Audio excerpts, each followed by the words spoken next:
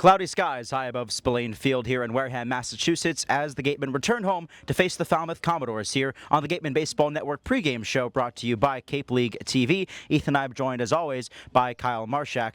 Kyle, Gatemen coming off 2 consecutive losses to the Hannes Harbor Hawks and the Katuitt Kettleers. They're 9-4, still on top of the division. These are the kind of moments where you just don't want to let things snowball on you. Yeah, and in terms of snowballing, I think what it was for the boys yesterday was a couple of errors. In that third inning, they gave up 3 runs, and 2 of them were unearned in that frame. It was really just kind of a lack of patience on some softly hit grounders. Now, we talked earlier in the season about playing at the Helmet Spillane Field, the Stone Dust Field, how it's going to force you to be a better fielder because it's not the nicest, let's say, infielding environment on the planet. But yesterday was really uncharacteristic. There was a clear discrepancy up until that game between how they fielded at home and how they field away. And yesterday on a nice Lowell Park field, they just looked impatient. Were trying to rush some throws that were really forced. So, yeah, they just got to slow things down the field today. And they were getting some warm-ups today, so I think they'll clean things up. Play the brand of baseball that they know that they can play. They still are on top of the division, or on top of the league, I should say, in multiple offensive categories. And one of the catalysts of that offense, Antonio Jimenez out of UCF, standing by now with Madison Walker. Thanks, guys. I'm Madison Walker. I'm here with Antonio Jimenez. So, Tony, you've been a consistent guy at the plate for Wareham lately. Tell me, what has been working with you? What's your approach? Just being simple at the plate, just staying in the zone, making sure I'm swinging at strikes, taking balls, and just staying with the other way and trying to get a fastball over the plate. And if I get out of that zone, I just never try to get too big, so it's been working out. So you're at the plate and you're kind of like down 0-2. What are you doing? Do you have a 2-strike approach? What do you kind of do with that? Yeah, so I'm always on the fastball. You never want to get blown by. I feel like when you're on time with a fastball, you can kind of adjust to off-speed pitches. So I've just been trying to sit on fastball, again, staying in the zone. If he gets me on a corner that I think it's a ball and he calls it a strike, then it is what it is. But just getting a pitch that I can still make contact with up the middle, so. Okay, so the team has lost 2 games in a row.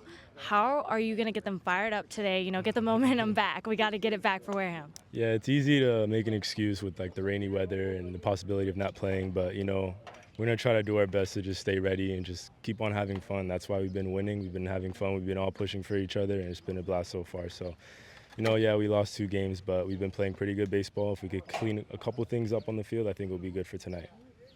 Do you guys apply the mobism TOB, no TOB around me, to how you guys play, like when you lost? Yes, we for sure. If anyone makes any excuse, we call them out right away. So we just try not to make any excuses, but to just move on to the next day and get the win. So. That's awesome. And then Fenway Day tomorrow. Tell me, have you ever been to Fenway Park before? Yeah, I've been. I actually played an event there, Future Star Series, when I was in high school. It was super fun. I can't wait to get back on that field. It was an amazing experience, and can't wait to share the experience with all these boys. It's going to be so fun. That's awesome that it's going to be your second time playing there. Would you say it's one of your favorite parks? My favorite park of all time. It's so historical. Everyone is great over there. It's a once-in-a-lifetime opportunity for sure, so I'm excited. But you're from Florida, so are you a Red Sox fan? Nah, no? I'm a Yankees fan. How does that come into play? My dad's from New York. I always grew up around watching Derek Jeter. That's always been my role model, so I have to be following him no matter what. So. That's awesome. Thank you so much, Tony. Thank you. Thanks so much, Madison. Great stuff there from her and Antonio. Looking at the starting pitching matchup today for the Wareham Gatemen, they'll have a debut on their hands in the form of Darren Horn, a right-hander out of Coastal Carolina University, a veteran of the Cape League. He spent last year in part with the Hannes Harbor Hawks. Pitching coach Eric Luxus pretty high on him, so we'll see what he can do here in the red and blue threads. Now, pitching as a whole has been a really nice strong suit for the Gatemen. Aside from the walks, whenever they get a nice solid pitching performance, it usually leads to a win.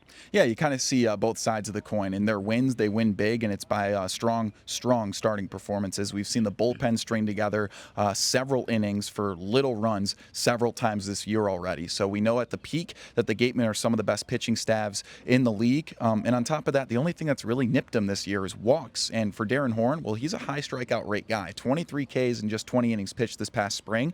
So with that high strikeout rate, I think walks shouldn't be too much of an issue tonight. Horn looking to reestablish himself. He missed the entire NCAA season due to injury. On the other side for the Commodores, it is Hayden Frank out of Lipscomb, a guy that the Gatemen are used to seeing. They watched him in their first performance against the Commodores back on June 16th, a win over at Go Fuller Field for their first win of 2024. Frank tossed 4 shutout innings in that one. For the Commodores, they come in at 3-10. If there's any team to bounce back against, it's this group. Yeah, not much else to be said. This is not the Commodores that this league is used to, and they've struggled on both sides of the ball. So for the Gatemen, it's just about trusting their stuff today.